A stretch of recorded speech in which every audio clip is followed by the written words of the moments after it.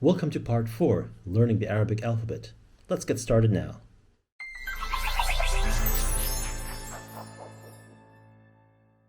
Now the next letter that we have is the R sound, which is the equivalent of R. Except this one, it is an R, but I want you to pay attention to the R, how it's pronounced. Here we're kind of making the tongue touch the front of the tongue, touch the roof of the mouth. So it's like re, re, re. It's an R. The R is kind of, you don't touch the roof of the mouth. But with this, re, re. And this is how it's written. Very simple. It's just a little slide. Notice it's going under the line, just like the we. So this is the re, re. Okay? If you can't get the sound right, don't worry about it. Consider it as a normal R. Okay? This is an R. Okay? And you have another letter that looks exactly like this, and that's the sound Z. So let's take this letter again. So this is the same, but we have a dot over here. This is a Z. So Re and Z. Okay? Now, the way these two letters work, when they come in the beginning, the middle, and the end is like this. This is how it comes at the beginning by itself. You cannot connect it from this side. If it comes in the middle, it comes like this.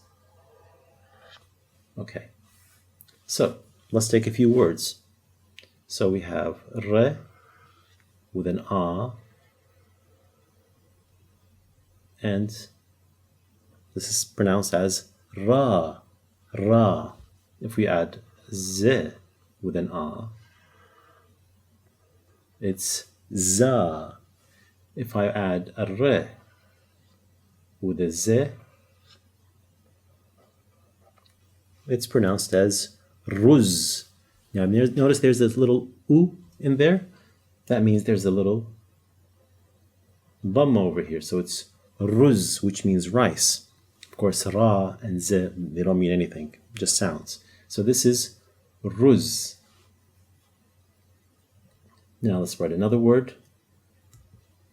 Re and a and he. This is pronounced as rah. Rah, that means he went. Okay, let's put some marks on it. Raha. Ha. Raha. That means he went. How about Ra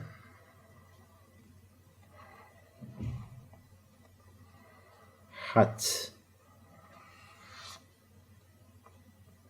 which means she went. So this is Rah and this is Rahat, which means she went. Rahat. Of course, I think it's worth saying here that, Arabic has feminine and masculine. So you differentiate between if you're speaking to a man or you're speaking to a woman. Here it means Rah, he went.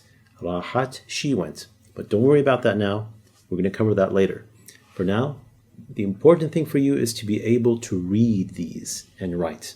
So these are two letters in one go. Let's move on. Okay, now the next letter that we have is the letter S. Okay, now the S, that's the equivalent of the letter S in English. The name of this letter is Sin. Okay, and it's, it's a beautiful letter. It has 3 waves in it. Look, here's S.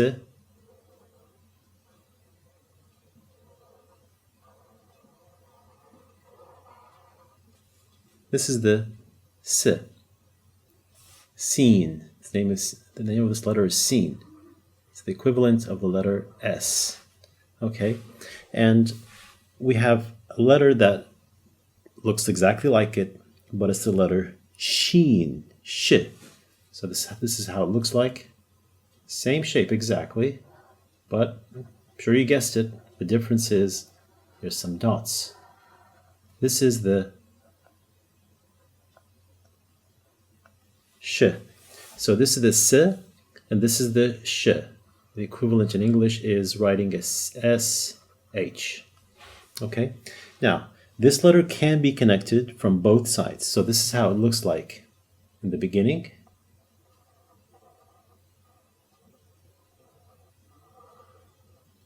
You can see that this bowl or bucket over here is not going to be part of the letter when it comes at the beginning.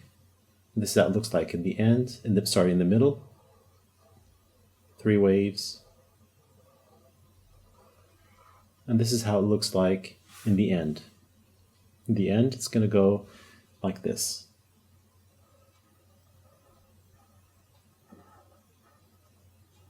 Three waves, but at the end, that bowl is going to come back. And as you saw, if you put 3 dots, it's a sh. If you put no dots, it's a s. Let's take some examples. So, if I connect this to we have a with a little hamza on the top, crescent moon on a flying carpet, se. So this is s, and then put a d. Remember the d we just took? This is ased. Now look how I'm pronouncing it. There's a little fatha over here. Ased. Ased, which means lion. Ased, lion. If I take the sh, connect it to the a,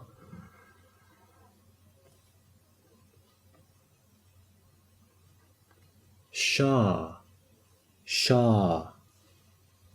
And if I remove the dots, what do you get? Sa.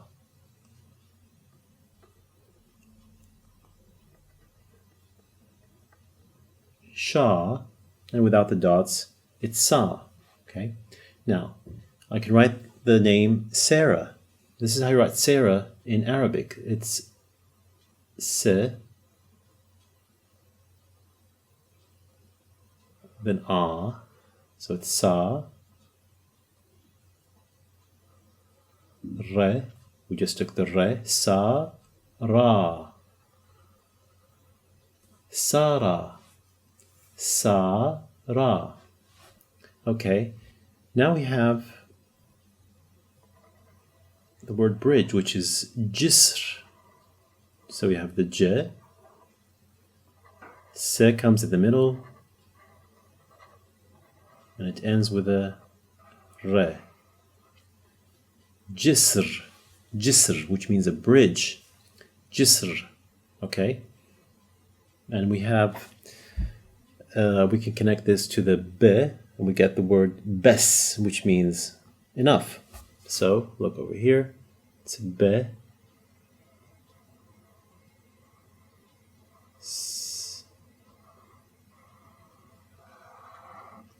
This is the b, and it's connected to the se. And finally, we're going to write the word tree, which is shajar. Shajar means trees. So we're going to write the sh at the beginning, sh. Then there's a j in the middle, and it ends with a re.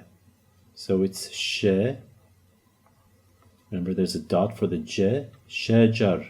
Okay? I put the tashkil, it's like this, shajar, shajar. Okay? And if I put the tashkil for this, it's jisr, jisr, jisr.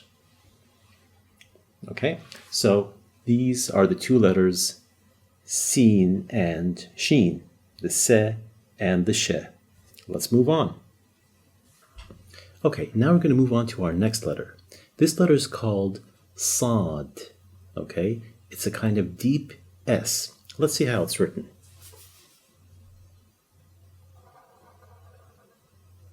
Here you go. This is the letter Sad. The sound is sa. Okay. Now, this letter can be connected from both sides. This is how it looks like when it comes at the beginning.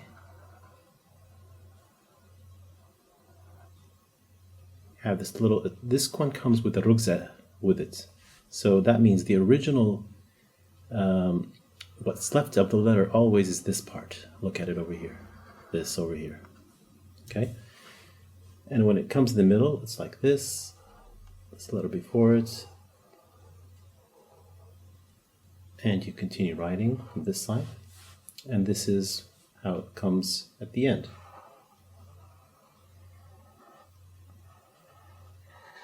Of course, there's a letter that's preceding it. Now, how do we pronounce this letter? As beginners, there's a few of the letters that are quite difficult to pronounce, but I don't want you to worry about that now.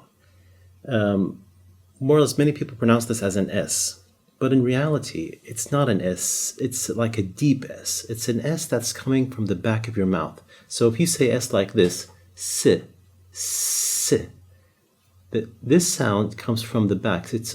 Try to say the S without opening your mouth, like sl, sl, sl. Okay, that is the sound of the sl, sad. Let's take a few examples. So if I connect this to the edif, which is the ah sound, this is how I write it. It has a rugza after it. And the edif, how do I pronounce this?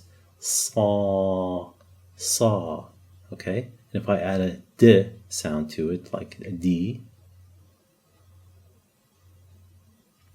now this is read as sad, sad. Okay, that's the name of the letter. Okay, let's write another one. This one is basar, basar, which means sight. Start with a b. Remember the b like this. Dot at the bottom, and then you have a sa, has a rugza after it, and then re, basar. Now, remember the tashkil marks? This is how you put the tashkil marks over this to help you read it, because it's be, so it's be, sa, basar, basar, okay? And we have sot. Sot means sound. There's a sa at the beginning. So, oh. You can even notice, for example, the we follows the shape of the mouth. U, sot. Then t.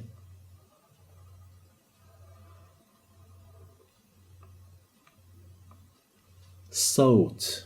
Here you can put this mark over here. Remember, these marks are not a must. They're just guides for the person who reads. Okay, so this is sot. Now, many people will pronounce that as sot.